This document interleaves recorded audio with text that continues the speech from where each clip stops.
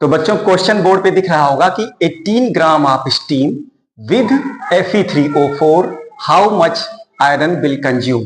Steam के साथ अगर आयरन का ऑक्साइड रिएक्शन करता है तो कितना आयरन कंज्यूम होगा, ये है सवाल। तो चलते हैं इसको पहले सॉल्व करने के पहले इसको हम लिखेंगे रिएक्शंस की, आखिरकार इसकी रिएक्शन कैसे होती है।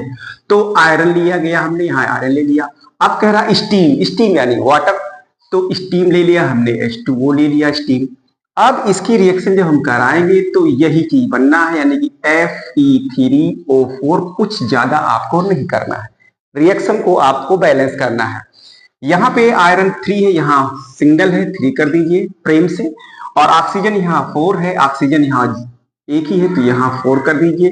4 2 जा 8 हो गया हाइड्रोजन, तो यहाँ हाइड्रोजन नहीं है। तो इसका मतलब जब हुआ कि यहाँ रिएक्शन हमने क्या किया था, अधूरी लिखी थी। क्यों? क्योंकि भाई आयरन से जब वाटर रिएक्शन करेगा तो आयरन ऑक्सीजन बनाएगा ही, आयरन का ऑक्साइड बनाएगा, साथ में हाइड्रोजन तो खुद निकलेगी।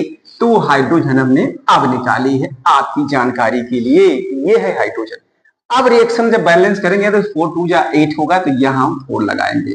जैसे कि तवा होता है, गर्म तवा होता है, उस पर अगर पानी की छींटे मारे तो क्या होता है, भाप निकलती सफेद सफेद, वही हाइड्रोजन होती है। तो वही यहाँ निकल रही, आयरन ऑक्साइड बना लिया है। अब सवाल पे आते हैं कि कह रहा है 18 ग्राम ऑफ स्टीम, यानी स्टीम जो दिया हुआ है कितना दिया है, 18 ग्राम स्टीम दिया हुआ है। अगर हम वाटर का मॉलिक्यूलर वेट निकालेंगे तो हाइड्रोजन का 1 2 लगे हैं, प्लस ऑक्सीजन का कितना होता है 16 होता है। 16 कितना हो जाएगा 18, तो 18/18 ये मोल निकल आया, कितना आया 1 आया।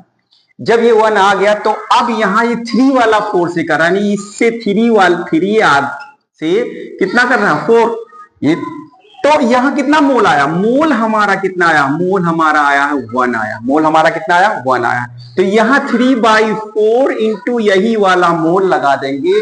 और आयरन का कितना होता है मॉलिक्यूलर वेट आपको पता ही होना चाहिए, 56 होता है। क्रॉस करेंगे, इसको सॉल्व करेंगे तो ये आंसर आपके सामने आएगा 42, और यही है आंसर।